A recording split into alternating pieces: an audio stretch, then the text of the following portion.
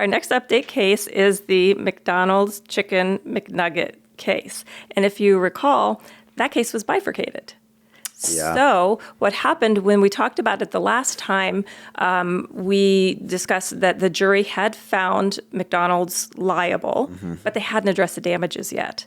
And so the update is that they did the second trial on the damages, and they've awarded $800,000 to the family of the little girl who was really significantly burned, second-degree burns, by this chicken McNugget. Prioritizing profits. Dangerous drug and product cases. Welcome back, everyone. Another episode, Prioritizing Profits, Dangerous Drug and Product Cases. Another week, another podcast, feeling good. How are you doing? How was this last week for you? Well, so the weekend was fabulous. This week has been a little rough. Yeah, I know. Let's get into that. I mean, chaos has unfolded in the showered house. Yeah, like floods. I mean, we were away for the weekend. Did our hiking trip up in Flagstaff, which was really, really nice. Another one down. Another 4 down. 4 down. Okay. See, that at that point, it's like, I know it was at 52 because there's 52 weeks in the year. Like everyone knows 52 weeks in the year. But got it. 4 in a week, I mean, geez, you guys could take a month off in year B.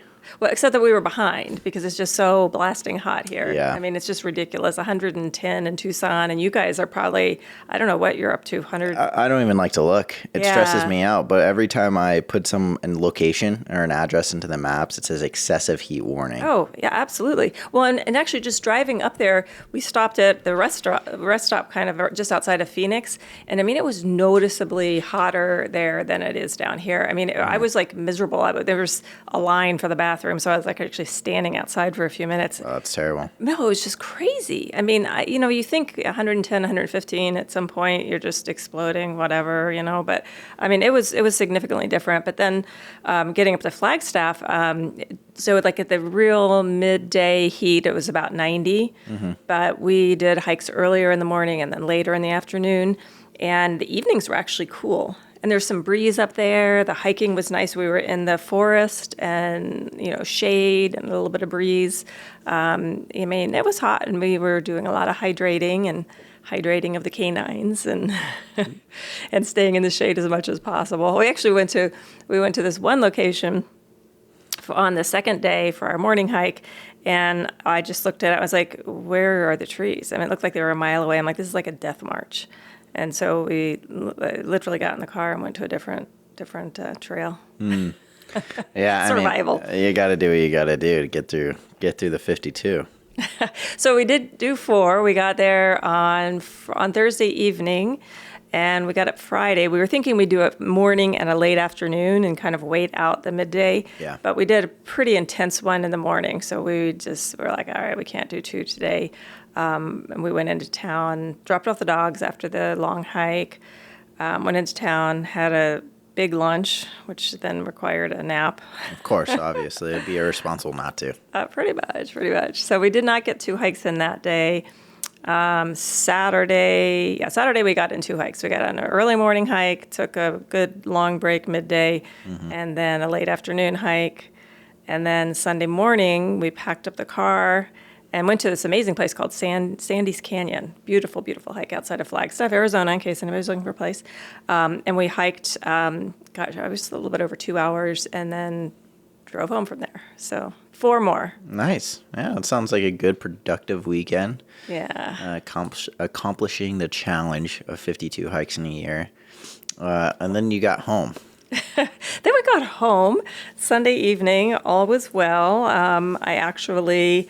Yeah, so we live in a 2-story house here, and the downstairs is the gym and Ben's basically apartment, which also includes our podcast studio. Yes, I don't live here anymore. It's No. back in high school. This was my location. It was your location, but it's a very kind of segmented area. But I actually did come in here because it did appear that you had some guests and perhaps some beverages consumed and some... Yeah, no, we were slamming. We were slamming. It was a good day, Saturday. Yeah. Well, and I figured, all right, I bet you should come down and just make sure there's nothing that the dogs could eat and have a problem with and close the door and everything. So I came down. So I know everything was fine. I mean, there were some things to be picked up, but there was no disaster. And then Monday morning, got up. Peter goes off to the hospital. I'm taking my time in the morning, and then I came downstairs, going to hop on the treadmill and go through my emails. That's kind of where I do that. Came down an inch of water under the treadmill. Jesus. Yeah, and water just dripping out of various parts of the ceiling in the gym, came into this area, raining from the ceiling all over the place. Yeah, so just pretty disastrous. Although, in the scheme of things, and this was my challenge for the week, was that I was not going to complain. And I didn't. Actually, there was very minimal complaining. I was pretty good about that. I did scream and cuss briefly. Yeah, that's not complaining. That's releasing emotion. Yeah, energy. I mean, that's like, reacting, releasing energy. Had to do that. And in the scheme of things, I mean, the damage to actually items was not terrible. But I did have to get somebody here that afternoon. Well, we had every bowl and bucket and everything underneath the various leaking spots, collecting things, running and emptying them and replacing them. It was kind of, got all of my 10,000 steps in just in the process of controlling the flood and then cleaning up after I have a good friend who does all of kind of the handiwork stuff. Came over, started tearing apart the ceiling and the walls, found the leak, fixed the leak. But there's extensive drywall and painting that will need to happen, as you can see. Yeah. I mean, I can't even imagine walking downstairs. And it crazy. So this happened overnight, Sunday to Monday. Yeah, it had to have happened. Well, although it looks like it was a slow leak and it was building up in the ceiling before it started actually soaking through and dripping down. But then across several rooms, or I guess like two rooms, 2 whole rooms. Everything just happened at once. While you were sleeping, you wake up, come out for a normal day, starting your week. With a massive Happy challenge. Monday. Yeah, massive challenge of not complaining either, which I can't even imagine going 24 hours without complaining, let alone a full week. Well, okay, so the perfectionism is not the plan, but much better. And I really have to say that it was kind of a good exercise. And I mean, I could have bitched and moaned a lot. I mean, there was plenty to moan and groan about, for sure. Like it was a real headache. It's expensive. It was just, completely throws your whole day and, really the beginning of the week off. But the reality is it could have been so much worse. It could have happened while we weren't here, which would have really damaged the floors. Maybe the treadmill still is fine, works. It's a big headache, but I did get somebody out here that same day. We figured it out. It's a minor disaster. So could have been worse. Yeah, could have been worse. And I am convinced it was a demon. Well, yes. Well, because apparently you had a run-in with a demon. Last weekend. Yes, and I have always been convinced this house is haunted. And I've recently come to realization, I actually don't think it's a house. I think it's just downstairs. I don't know what it is, but every time, even in high school, I'll just get these weird feelings, just unsettled. Which, you don't get that when you're in your house. You're not supposed to. And then once I moved out and I was in college, and then I would come back and visit, or even now when I come back and visit, if I stay a night or two, I'll be laying in bed in my room, and I just feel off. I feel like there's something there. I don't know. It's not like I'm convinced someone's there and being watched or something, but it just feels a little off. And Christina said the same thing. When she's here, she just feels a little off down here. Upstairs completely fine. No issues. But then that night, Saturday, we had a few people over. We were drinking a little bit. I passed out pretty early. It was like 6 or 7, something like that. Yeah. And then, I was in and out of sleep and everything. And then I woke up because I was on the couch upstairs. And then I came down here and I laid down on the couch, and it was like midnight or something.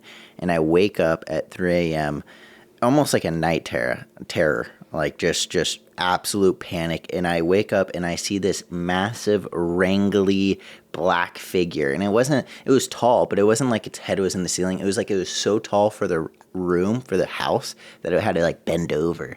It had its arms like a horror. Coming. Yeah. Oh, trust me. You're right. It was like a horror movie. I woke up freaked out. I mean, just absolute terror. Christina was on the other couch next to me. She freaked out. She's like, "What's going on?" I said, "We're getting the fuck out of here." 3 a.m. I said, "We're getting the fuck out of here. I cannot sleep here." Immediately packed everything up. Did a quick scrub of everything. Got as much trash as we could. Left within like 30 minutes. And even creepier too is we went upstairs and I wanted a little snack before we left, so we didn't have to stop to get food. And we were there for 48 hours, something like that. Entire weekend, the house was comfortable. It was fine. But then after that happened, went upstairs. We were both freezing cold, like needing a jacket upstairs. Which, if anyone watches a scary movie, you know when there's paranormal stuff going around, it gets a little cold. You see your breath coming out, and that's when you know you're fucked. I didn't know that. Yeah, so we got in the car, 3 a.m. I kept having this vision of turning back because the lights in like the kitchen and like the dining room were on, of this vision of turning around and looking at the window. And you know in scary movies when there's like a light on in the house and you just see like a dark figure, standing in the window. I kept envisioning that.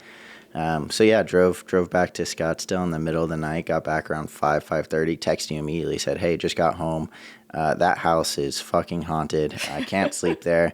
And then what do you know? This catastrophic event happens. Pretty sure the demon was pissed I escaped. I think so. Well, and I mean, the leak was it was located in this, in your area down here. It was actually where the hole is and where a lot of the damage is right where I saw him standing.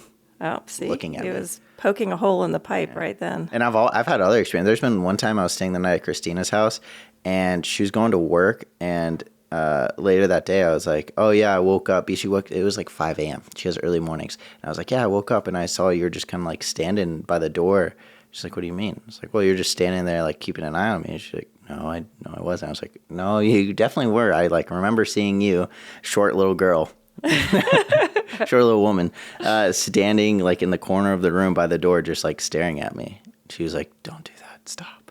It freaks me out. Yeah, and so I didn't mention it, but that definitely, I remember that very vividly. So that makes me think then that something's following you, that it may not be this house, or it may not be Christina's place. Yeah. I mean, this demon is more related to you. Well, I think it attached to me when I was here, and it's weaker when I'm gone. But when I'm here, it's like, okay, now back to business. This is where we're really gonna fuck this kid up. Yeah, this is our shot.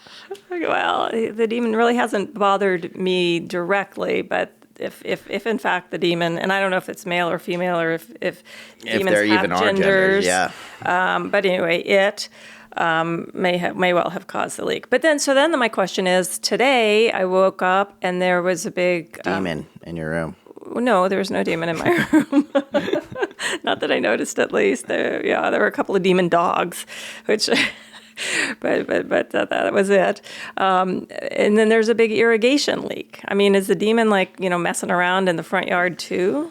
You never know. Just messing with the I think plumbing? it's the whole property. But I do challenge you and Peter, stay one night down here and just see how you feel. See if you feel a little off. See if anything happens. I'll have to ask Jake and Ashley. I mean, they stayed down here when they were visiting with the kids too. Yeah. So I'll have to ask them if they had any demon interactions. I always thought too with Bruno that if there was an entity around, I'm a very paranormal person. I believe very deeply paranormal. I see. I don't know about ghosts, but something's out there. I always assumed you and Bruno dogs are supposed to be really in touch, but I realized we came home on Friday and he was sleeping down here. And when you open a door, there's like a loud beep, and like any other dog, usually with him, he'll like start barking a little bit, or he'll run up, see what's going on. We open the door, call his name, nothing. We're like, oh God, is everything okay? We walk down here. Dog's just passed out, didn't wake up from the door slamming, the beeping, us stomping across the house, down the stairs. Terrible watchdog. Yeah, I walk up, I pet him. Hey, you good, dude? He panics. He didn't even know I was in the house. He probably didn't even realize we had left. He was like, you guys just left? It'd been like 4 hours. This dog is a really good sleeper. He is, yeah, but definitely not watchdog material. No. Although, the two monster dogs, Ava and Bauer, I mean, they're constantly barking where I think there's absolutely nothing. So perhaps they are sensitive to the demon. And I think they're on the ball. I mean, they're kind of sensitive to everything, to be fair. I mean, and they could easily just be barking at absolutely nothing just to mess with us, because that's part of their MO. Yeah. So. Well, anyways, I mean, I could go on about this and my paranormal experiences in this house for a while. We could spend a full episode, but we'll save some more. We'll come back to the. We'll save it. I love this topic. One. I think it's interesting, and it's kind of like therapy. This is something I've been struggling for a while now. Now we get it out. We get it out to the people. Well, perhaps we need an exorcist. I don't know if anybody is aware of any exorcists within the southern Arizona region. I think we just need to burn some incense. Or sage. Isn't sage Sage, sister? yeah. That's what it is. All right. Hang up some crosses. And then if you come down here and one of them's upside down, that's when you know This is the test. That's game over. We're fucked. We're really fucked, yeah. All right. Well, we'll update the listeners on how this all plays out. Speaking on updates. Yes, updates on cases. Couple of cases that we've talked about. One is, do you recall the exploding detergent pod case? How could I forget? Yes, I think that's relatively memorable. So this was a situation where a guy was putting the dishwasher pod into the dishwasher. It exploded. The chemicals shot into his eye, causing some pretty serious damage. And he filed suit against Procter & Gamble, the manufacturer of the dishwasher pods. And the interesting thing about that case, and the reason I had picked it out and talked about it at the time, was that he was trying to turn this into a class action. So there's individual cases where one person sues the defendant, company, whatever, here, P&G. And then there's class actions where you say this is a really big problem and it affects so many people that that there should just be a case that includes everybody who has this problem. Mm-hmm. They don't have to then file individual suits. They'll just be able to collect. Yeah. Anyway, so the update on this is that the court said no, they do not think that it rises to the level of a class action. So he can continue with his individual case for his individual damages, but they said basically, millions and millions of these dishwasher pods are out there, and there isn't an indication that this is a common problem. Mm-hmm. And so basically every consumer who ever bought this product would, including me, because remember I have that up there. I do too. Yeah. Although it has not exploded on me, but so all of these consumers would be included in this class and eligible to make a claim. But there's no indication that a lot of people are having this issue with them exploding and shooting chemicals into people's eyes. Yeah. So we'll see how his individual case goes, and it kind of makes sense because I just in the research I did, I didn't see that this was like a huge problem. Anyway, so. Yeah, it seems like a very unique situation because you mentioned you didn't even know how it could have exploded. Well, I couldn't figure it out initially. I was like, what? I mean, when it says exploded, I was just thinking you're just holding it and bam, it goes. And then you kind of, said, hey, it's probably when you close the little door. And that latch in there, yeah. Yeah, and so that makes sense because then it would puncture it and then that would allow. But that's more than a puncture as opposed to an exploding. Well, yeah. I mean, I'm assuming it just, I think those pods in general, whether it's detergent or dishwasher, they're just very compact and they're very pressurized. Well, that's true. So if there is a puncture, then it could explode out. Pops right out, yeah. Yeah, and just shoot right out. And if your eye's in the way, and eyes are very magnet-like. I swear it's like shit just goes in people's eyes. I mean, like those bungee cords. I mean, it was always like, every time a bungee cord malfunctions, it gets somebody in the eye. What's that about? Well, I think it's the most serious damages when it hits the eyes when that happens. If a bungee cord slaps you in the arm, it's like, oh, shit, that sucks. It hurts. But, it doesn't make news. If a bungee cord takes an eye out, it's like, holy shit, guys, this is... you go. It goes back to that old saying, it's all fun and games until somebody loses an eye. Sounds a good point. It's all legal. There's no lawsuits until somebody loses an eye. No one bats an eye until someone loses one. I think I like that one even better. All right. So another case that we have talked about with a quick update is the chemical hair relaxer cases. And just kind of a reminder, the chemical hair relaxers include chemicals that are endocrine disruptors. And so these chemicals can interfere with hormones. And as a result, many women who use this product consistently have been diagnosed with ovarian and uterine cancer. Mm-hmm. I mean, very serious, very deadly cancer. So we talked about that in a prior episode, but the update is that the defendants, and there are multiple in this case, had fought to try to bifurcate the case. And what that means is they didn't want to just move forward determining liability and damages together. They wanted to, so bifurcate means basically divide in two. They wanted to have two trials, and the first one was just to decide the liability, to decide whether or not these hair relaxers cause cancer. But they didn't want to address any individual claimant's damages. So, and basically they were going to be fighting about the whole sister study. That was the study that came out and showed this really high relationship with ovarian and uterine cancer. luckily, from our perspective, the court denied that and said no.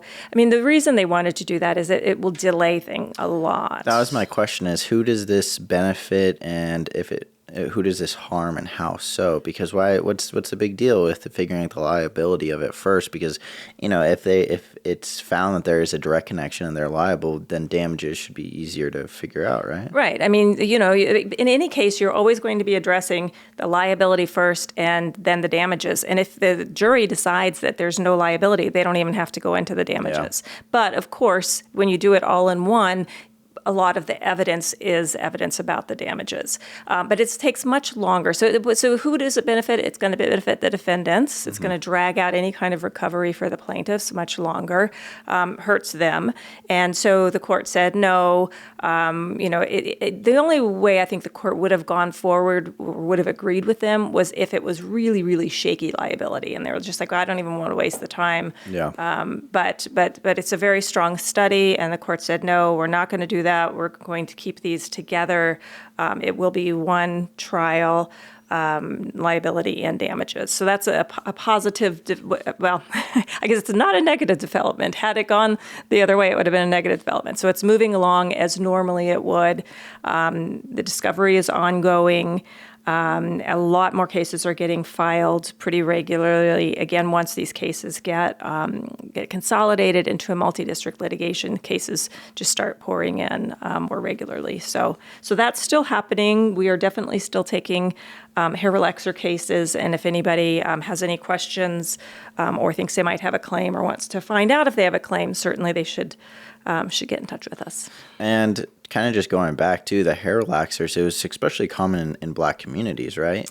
Right. Well, so hair relaxers are used, Black and brown communities, really. I mean, because of the hair texture, so it's used to straighten the hair. And, unfortunately, I think the whole point of it is to try to make hair look more Caucasian, which is a whole nother issue about how, outrageous and atrocious it is that society is basically saying, hey, your hair is not acceptable. But I mean, that being said, too, it's not just society. I mean, it has affected people. Many people say that they feel they're discriminated against in the workplace if they don't conform to these, traditional and very racist beauty standards. Yeah. So a lot of people have felt really kind of compelled to use this dangerous product. And so the majority, if not all of them, I would assume, are women using these products. They're definitely the only ones getting ovarian and uterine cancer. Yeah. But it's an interesting question because I hadn't even thought about whether men straighten their hair. I suspect some men do, and and I don't know the answer to how that would affect them. Yeah. I mean, again, it would be different hormones, but hormones nonetheless. So it's interesting. I think probably the number of men that would use this is so small in comparison that I don't believe there's been a study done. Yeah.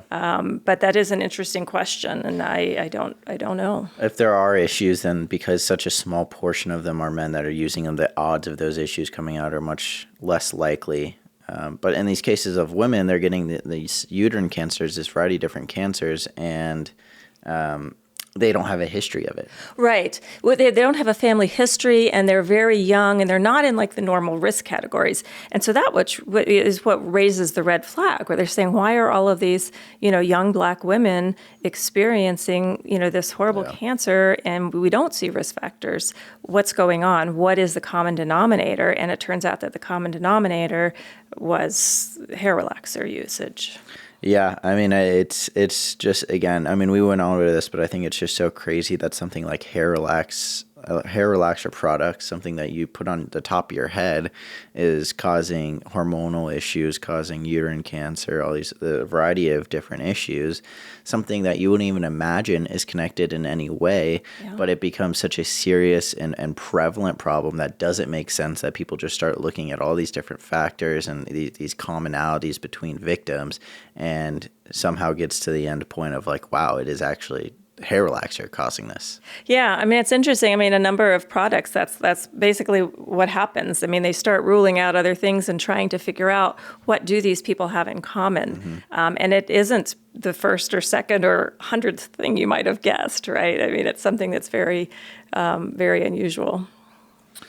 Yeah, and I think with, like you said, this is just how it happens with issues with products or with medication or anything like this, because there are some products and some problems that it makes sense. You know, for example, the eye drops that we were talking about a while back, Right. where people are having these serious eye issues, and the first thing you look at is like, okay, what's happening to the eye? Is there Right. commonalities? What are you putting in the eye? Yeah. It's a kind of a much easier one. You connect two and two together a lot easier than this, where it's just completely different body parts, completely different, just aspects and things connecting that don't really make sense. Well, and it goes back to, the very first case that I got involved in that really got me into mass torts in the beginning, back in the day, was the denture cream cases, where there was excessive zinc included in denture cream. And the problems that people were having were peripheral neuropathies. I mean, and they were... Before you go into that, I don't even know how to say that word. Peripheral neuropathy. Okay, basically numbness in your extremities, your hands, your feet, and they were becoming, unable to walk, Wow. wheelchair bound. And again, what in the way? I mean, and that was a situation where you could be diabetes can cause a problem. It could be spinal injury. It could be ALS, MS. There's a lot of different things that could be causing this numbness and tingling and loss of sensation in your feet and your legs and sometimes your hands. And all those make sense. Like all of those would be Right. like, okay, well, this is a clear reason for it. Well, exactly. But so then people were going through test after test after test. And basically, again, with this, you look at the things, the obvious things or, Yeah. the common things. And then you're finding this whole group of people who don't, there's nothing's coming up positive. Why are they having that? And then what's the common denominator? They all have dentures. And they're all using denture cream. And So crazy. yeah. So again, it's just how these things work sometimes. And for years and years and years, people didn't have any idea. And how frustrating is that to have doctors throw up their hands and say, I have no idea what's going on. Every single test is negative. And then it's almost like, they can start making you think you're crazy. Yeah. Is this really even happening? Oh, I know. When I was, for the audience to know, I have rheumatoid arthritis, and when I was growing up and I was like having these problems, I was like, what the hell's going on? And my general physician was like, oh, it's growing pains. I was like, dude, there's just no shot this is growing pains. Fuck, I'll power through it and hope to God. Yeah. But that's kind of along that idea is you don't know what's wrong. The doctors are trying to figure it out. They don't know what it is. And it's a very frustrating experience. And I think especially with these denture creams, if someone was, fully physically capable and then they are wheelchair bound and all of a sudden they realize it's because of the cream that they put in their mouth, I'd be like, I would have never done this. Right. This is absolutely, how does this even make any sense that this is connected in any way? I would be livid. Yeah, well, and people were. I think that they were just, hugely relieved to finally get an answer and to be able to stop using that product. And then, of course, the manufacturers, with the lawsuits, removed the zinc from the product so that then it was not going to affect people in the future. Mm-hmm. So, yeah, it's crazy how these things work out sometimes, but... Yeah. Well, so hair relaxers, now it is going into a single case instead of it being separate from liability and damages. Well, it's still a multi-district litigation. Yeah. So it's going to involve, many plaintiffs. However, the case will remain as one entity. It will not be bifurcated or divided into two separate trials. They won't have to do a trial just to prove that the hair relaxers cause these cancers and then do a second trial months or a year later to assess the damages for whoever the plaintiffs are in those initial cases. So it's good news from our perspective. and it's moving right along. So. It does make sense that a single trial would be beneficial for the plaintiffs because, I mean, talking about the damages, that's directly correlates to liability and what's going on and why these things are going on. And I think, especially if you have a jury, it's going to mean a lot more if you have someone up there that talks about their personal experience, them using this product the entire time. And Totally. Well, and that's actually, that's a really, really good point. And I think a big reason why the defense wants to do it, they want to keep it very generic and not personal because, the gut-wrenching thing where you have, the woman who's, maybe near death or has gone through this whole horrible situation, or you have her family because she's passed away from this condition. I mean, they'll always try to say, oh, that's biasing the jury. They just feel sorry and they want to give them something, even though there's not a good reason and there's not liability. So that kind of separates it out and makes it all very whitewashed, very clean, very, very generic, very unemotional. And, so I'm sure that plays a lot into what they want to do. And I think that's kind of an interesting topic is you can see from their perspective is saying, well, it makes more sense to just look at the stats, look at the statistics, look at the science behind it, nothing else, no emotion. Face. No personality, nothing. No sad person, And if you're looking at it purely, from one perspective, you can understand that, but from the other, it's that there's an insane amount of damages happening. There's lives being ruined. There's lives being lost because of it. And to just completely ignore that on the other side of the spectrum is absurd. Well, I agree. I'm glad you're on our side. And I'm glad the court agreed. And I don't want to get too off topic, but what type of cases or what situations, if you know any off the top of your head, where it made sense for that to happen or where it got passed through and I guess it never makes sense, but it's a little bit more understandable. Well, so it's actually very interesting that you asked that question because our next updated case... Oh, let's get into it. Our next update case is the McDonald's Chicken McNugget case. And if you recall, that case was bifurcated.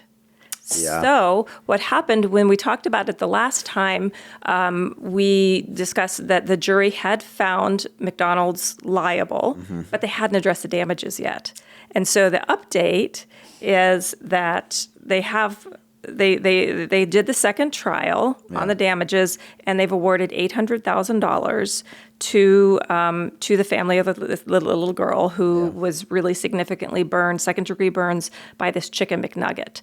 And so it was probably, I don't know the reasoning of why they did bifurcate that. I mean, maybe they did think it was less likely that a jury was going to I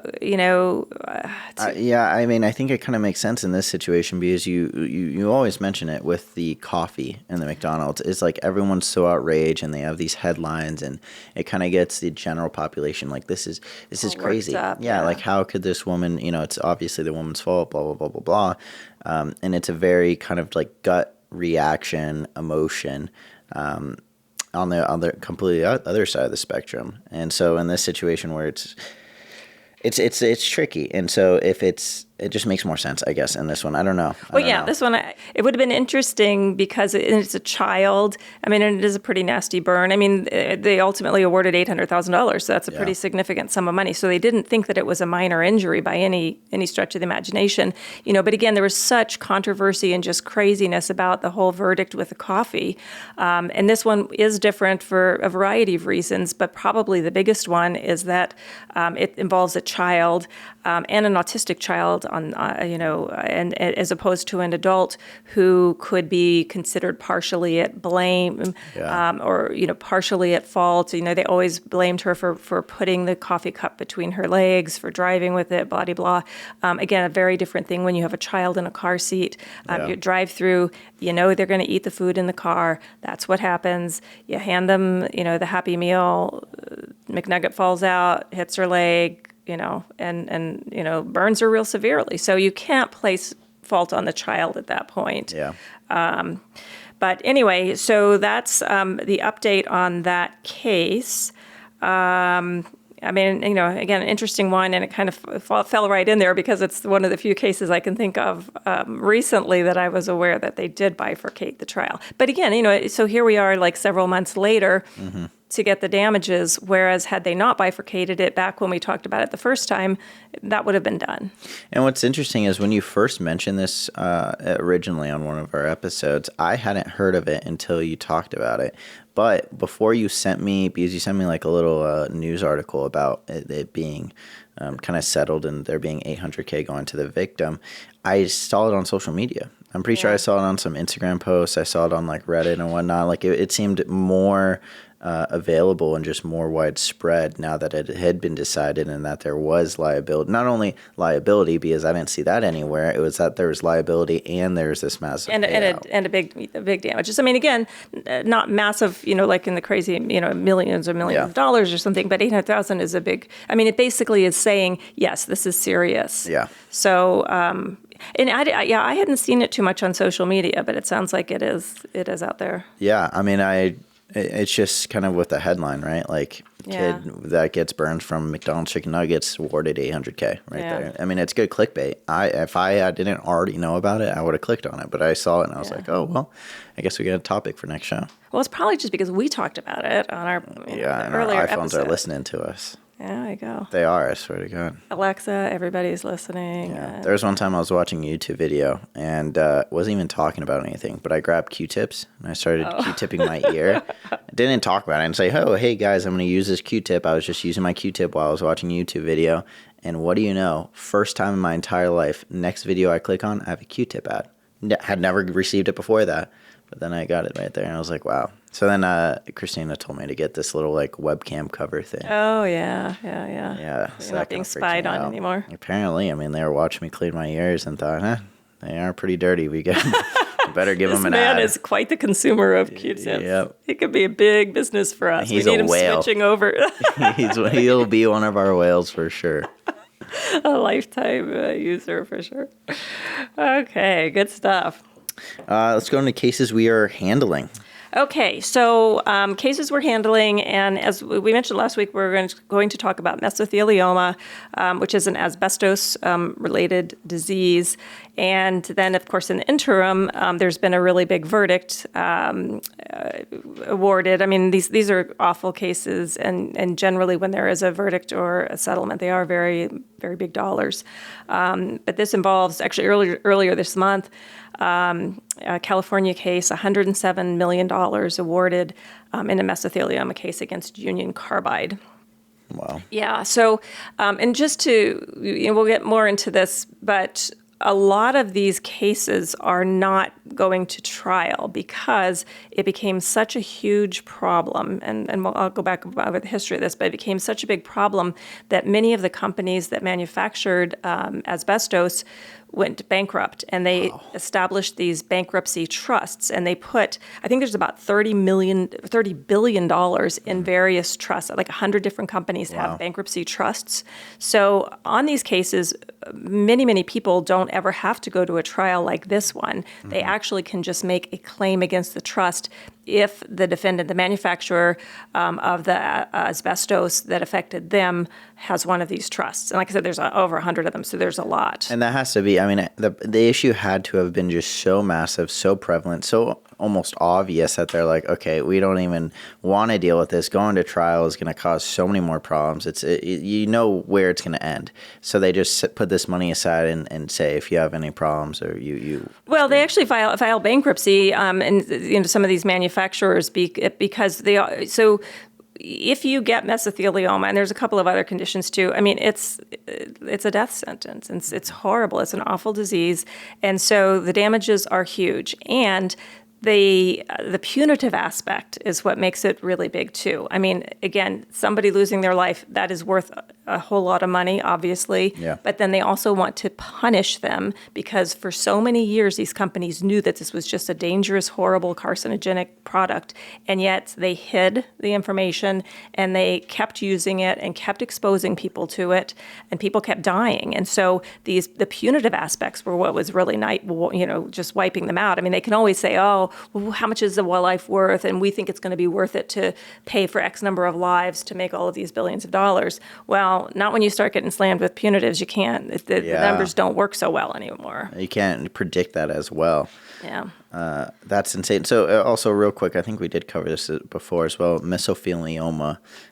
Quick just overview. I mean, you said it's a life-death sentence. Yeah, so it's a cancer. I mean, but it's a real rare cancer. So it's not something that you're going to see from smoking, from other, things. This is very much related to asbestos.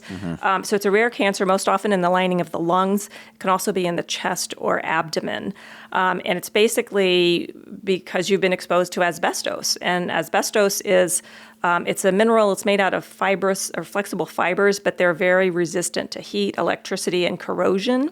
So they're used in a lot of products. They're very sturdy, very stable.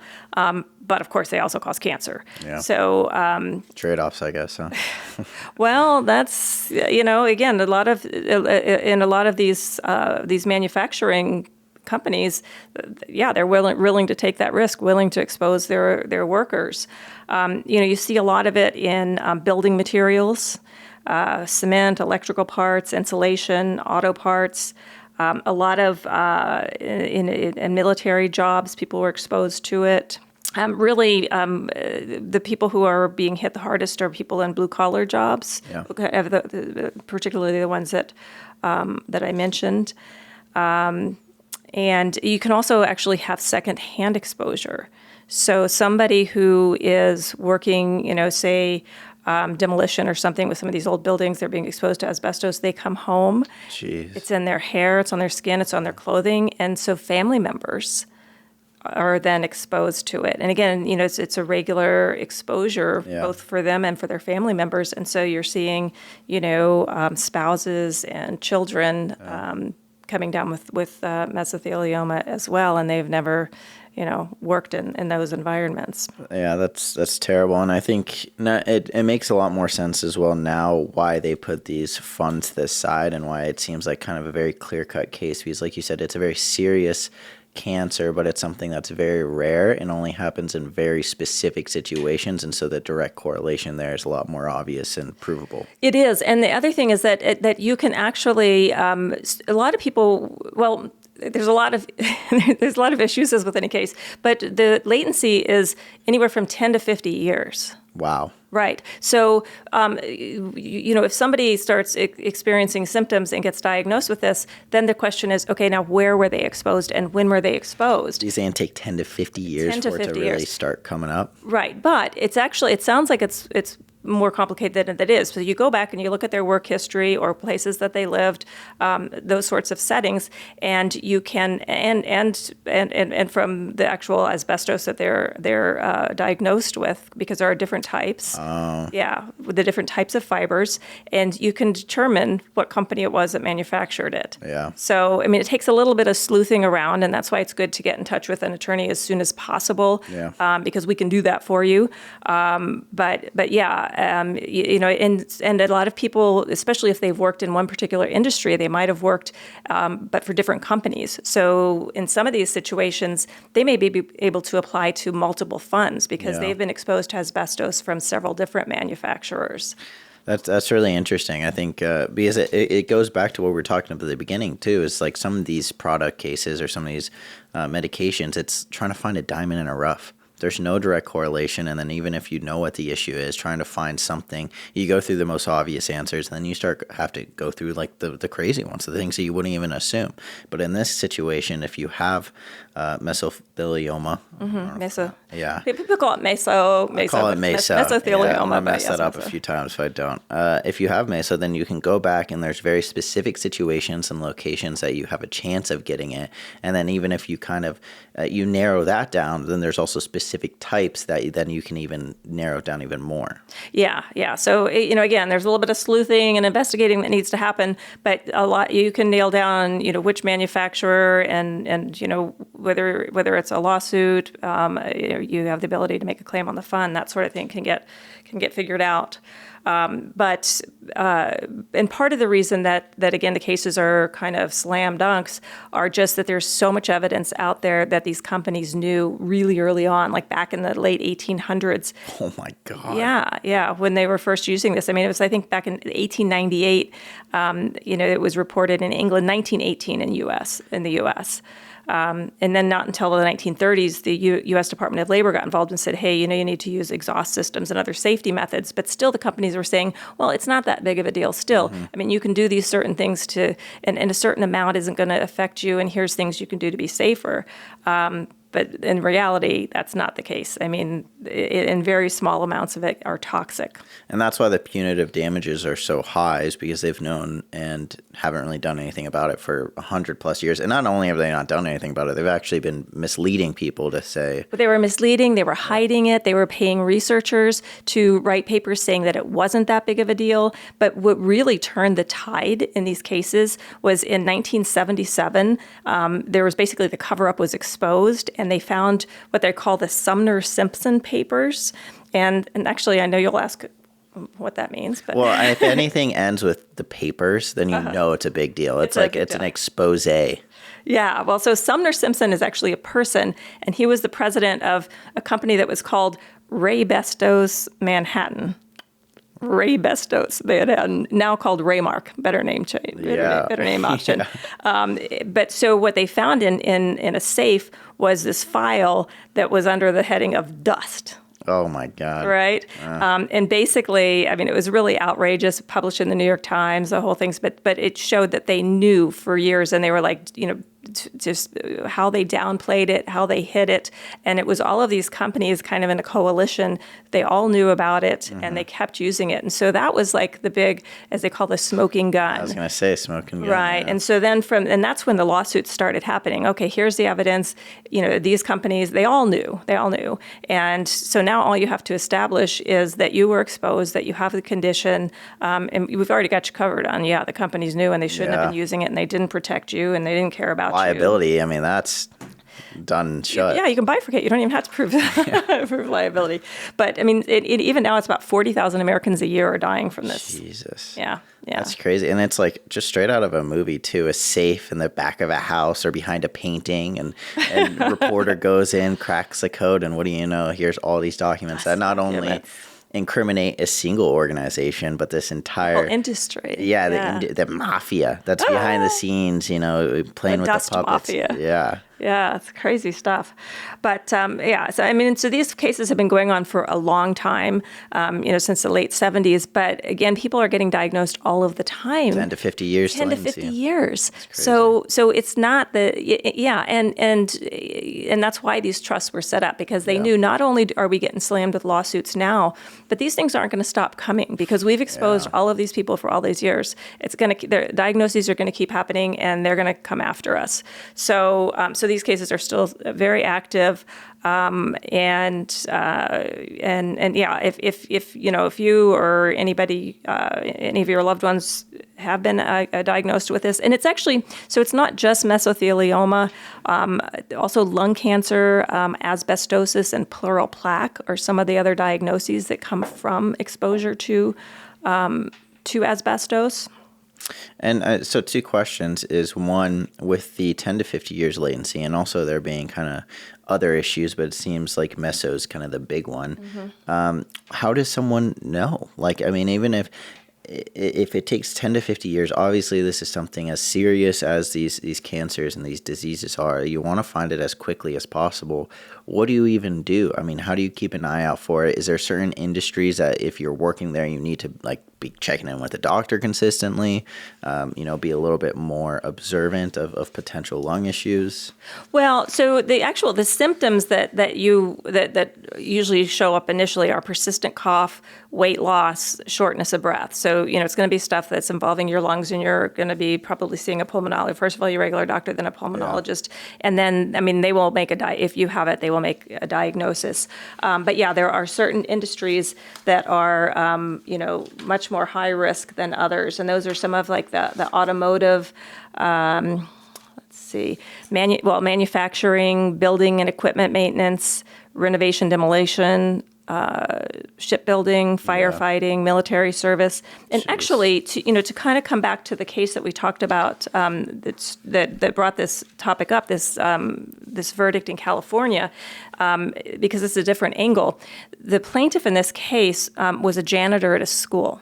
Wow. Yeah. And so he was a janitor at a school, but then they did renovations at the school, and it was an older building. And because he was a janitor, he was cleaning up a lot of the construction material. Wow. Yeah. So again, he wasn't, he was a janitor. He wasn't necessarily in some of these other professions, and yet he was exposed to this material within the workplace. Yeah. And then there's potential case, against, employer issues, but they were able to determine that Union Carbide was the manufacturer.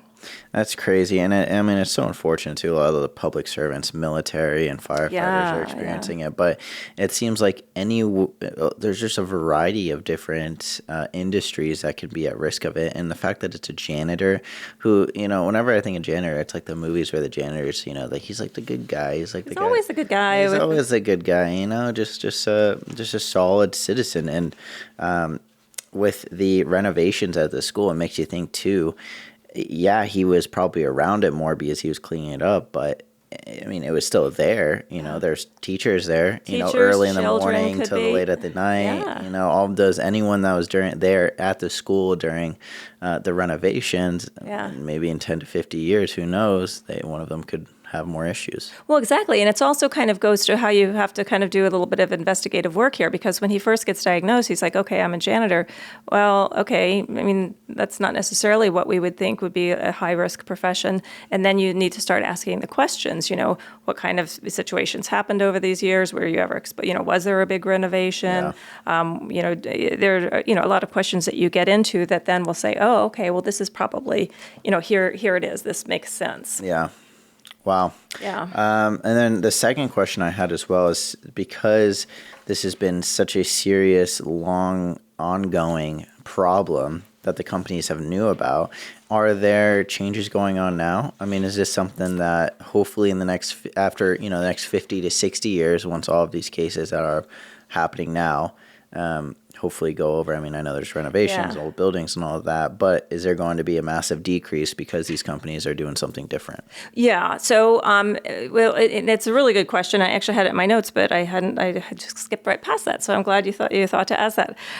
So in the late 1980s, the legislation was passed, and now at this point, asbestos is very highly regulated, and any products that have it require very strict warnings. Yeah. So it is, there's less exposure, but it's not completely banned. And the U.S. is the only developed country that has not fully banned it. The U.S. seems a little bit behind the curve in a lot of these areas. Well, is it behind the curve, or is it because there's very powerful industry lobbies? Yeah. And, these companies are obviously pushing for it. So, yeah. There are other countries where it's not banned, but really the only developed country, we're the only ones. Massive. When you say massive lobbying, entity is kind of pushing and making sure this is still legal. Immediately, I don't know why I thought of this, but like the tax industry and TurboTax and all that, because those companies lobby the government to maintain this kind of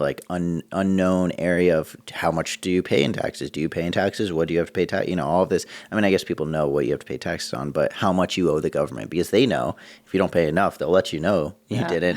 But these companies, I guess, have been lobbying the government to kind of maintain that, so their industry stays alive.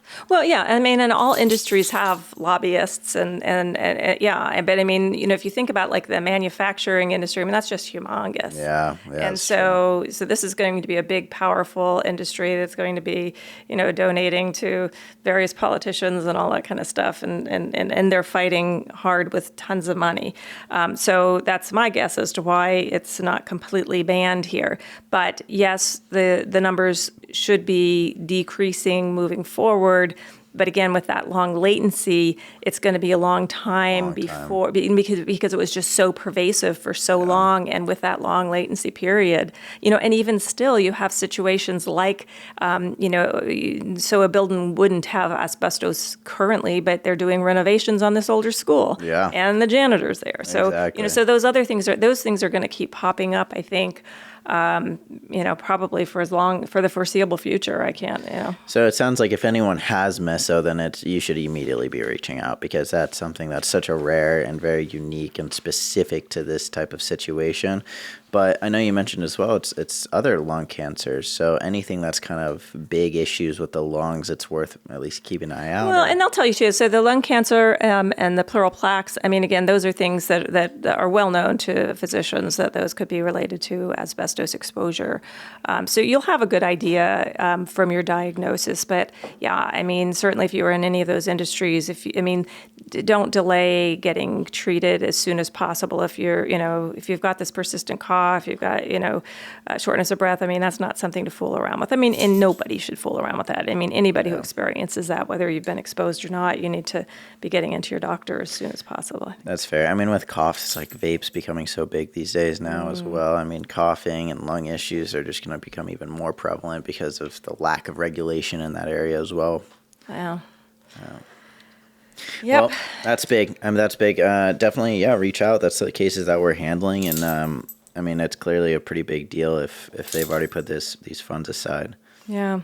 So, single baby, we have gotten actually a number of questions now per our persistent requesting of questions. Nice. So since we were kind of getting close to our hour mark, I figured we should jump in and answer one of them.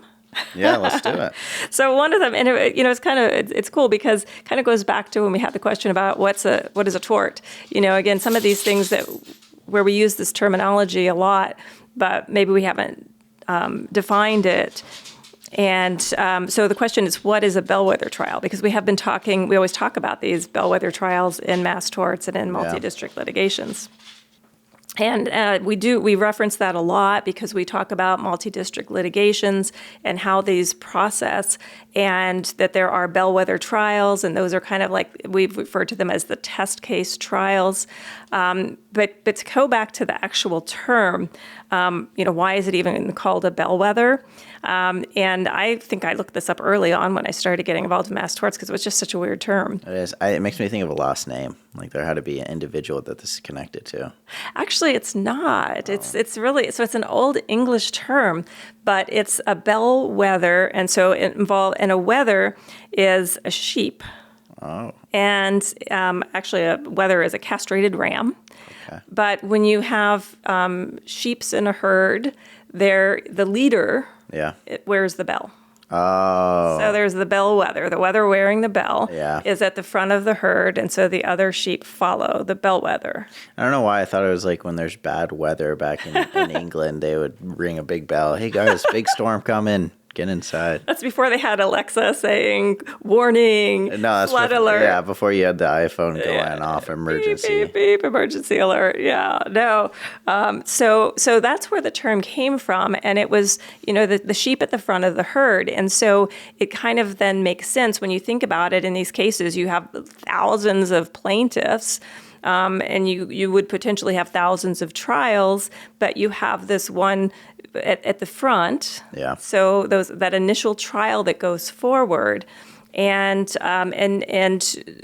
they're usually, there can be, actually sometimes cases settle before there's any bellwether trial, and sometimes there are multiple bellwether trials. But the real purpose of them is that you have hundreds, thousands of cases, and neither side can agree on, say what's a reasonable value for the cases. And again, they might vary, so there may be a variance in what the value is, but they can't get the cases settled, so they want to try a few test cases, leaders of the pack. Get a median for them.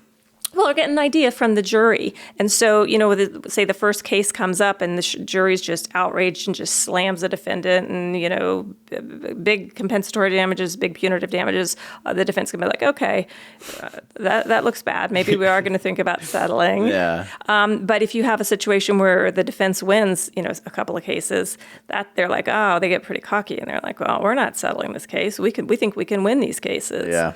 But then the cases that are won, you can get an idea, again, from talking to the juries afterwards, from finding out, what was significant for them, whether there was a punitive aspect. That's always key. I mean, is it just what's the value of the injuries, say medical bills, pain and suffering, or loss of life, or are you now going to have to come up with some huge number to punish the company for doing something bad? So it's hugely valuable for both sides to be able to move these things forward. But basically, I've called them like the test cases, but they are those front runners, the bellwethers, the castrated rams at the front of the herd. The people on the front lines running into the gunfire. The trial cases kind of thing. And so that's why it's called the bellwether trial, and that's what they are. Like I said, there have been litigations where they haven't even gotten to an actual test case and they come to the table and they get settled. And then there's others, with some of the hip implant cases, the ASR hip implants, it was trial after trial after trial before they finally got the thing settled. Wow. Yeah. So it really varies, but that's what we were talking about when we reference bellwether trials, and we will talk about that a lot because it comes up a lot. Yeah, it seems like a pretty essential aspect of mass torts overall, and it's interesting too that you mentioned that sometimes they're not even necessary. Like I would imagine with some of these meso cases. Oh, yeah. There were trials, early on, when those papers came out, but and then at some point, but still, like, for example, this one that happened in California, that was a case where there was not a bankruptcy trust with that company. And so they did take it to trial and they wanted to fight it. Sometimes, the liability is they can fight whatever they want to fight. That's pretty tough. But a lot of times they're trying to fight to minimize the damages, and they'll argue, well, maybe there were other conditions that could, or other defendants that had also exposed him, other manufacturers, blah, blah, blah. I don't know all the details on that particular one. And the ones where they kind of go to the table immediately, they're like, okay, yeah, we know we fucked it. Well, so you see that. So sometimes on the mass torts where they've actually withdrawn the product, where they've recalled it. Yeah. That's, they're going to say that's not an admission, but it pretty much, they're saying that there's a big enough problem with this thing that we can't implant it anymore. Yeah. Oh, and coincidentally, you're having problems with it. Hey. It's a coincidence, guys, I swear. I don't know they really say that, but those are pretty much slam dunk cases. And then it's the question of what are the damages? Are there punitives involved? And, and what's a reasonable compensation for somebody? And that's a great question. That's something I haven't even really thought about. And I didn't fully understand what a bellwether was. I kind of just insinuated it from the way that you'd use it and you talk about test cases. Yeah. But yeah, that's a great question. And it's so interesting to kind of find the origin of it because it's one of those words where you just, you don't even know where it comes from. Like the fact that it's a leading sheep or castrated a ram with a bell on it. Like it's kind of funny that's kind of cute. Yeah. Well, I don't know about cute, but it's almost gruesome. I feel like, I would imagine it's when there's a pack of wolves and the first sheep gets taken off and you just hear the little bell going off into the forest. You're like, all right, guys, this is not a good look. Well, see, maybe that's the analogy. Sometimes that first sheep goes down. Exactly. That's a great question. We are coming to a close here. Was there any others you kind of wanted to touch on before? I had a pretty juicy case to talk about, but we are out of time. So what I'm going to do is talk about that one next week because the topic that we're going to talk about are summer-specific injury cases. And the reason I came up with that topic was that there was a really crazy case involving injury when somebody was tossed off of a sea-doo. Sea-doo? Well, or like the jet ski kind of. Oh, I love jet skis. I know. And I know you know why I'm bringing this up too, because we've had a personal experience with one of those. But That's a good time. anyway, so we'll talk about that case, but then in a broader sense, as I was researching this, I kept coming up with all these. I mean, you think about it, here you are, you're at the beach, you're in swimming pools. There's a lot of injuries and cases that are more prevalent during the summer. Yeah. You know, jet skis are one of them, boating, that kind of thing. So I thought we would talk about some of those next week. Yeah, let's really freak people out for the summer vacation, summer trips. Have all your fun this week, because next week it's gonna ruin it. Yeah, let's yeah. get into some water park stuff. So anyone that's going there, super excited. They have something to keep an eye on. Yes, have your fun now. That's definitely interesting. I'm looking forward to get into that. I'm sure there's a variety of different kind of situations and areas we can go into, because I mean, there's a lot of summer activities. Yeah, dangerous shit. A lot of ones, a lot of them. Yeah, well, be safe. Be safe this week. Yeah, well, be safe always. That's what we're here for. We're here for giving you a heads up and to keep an eye out and know what to be safe from. Yes. But with that being said, I think we're ready to close up here. Thank you, everyone, for tuning in. It was a fantastic show. Hope you guys enjoyed it. We always love our weekly podcast and everyone tuning in with us. And if anyone has any questions, feel free. Please drop them in the comments, TikTok, Instagram, Facebook. If it's something you don't want your public profile on, that's fine. Shoot us an email, info.showeredlaw.com, or podcast@showeredlaw. Podcast@showeredlaw.com. Podcast@showeredlaw.com, and we'll definitely answer some of those questions. I mean, this one was a good one. You know, it's something neither of us really even thought about, but it's a good conversation topic and definitely pretty interesting. So feel free to drop that there. Throw us a follow. Keep up with us. I love it. But with that being said, hope you all have a fantastic week, and we'll see you next week at the same time. See you next week. Prioritizing profits. Dangerous drug and product cases.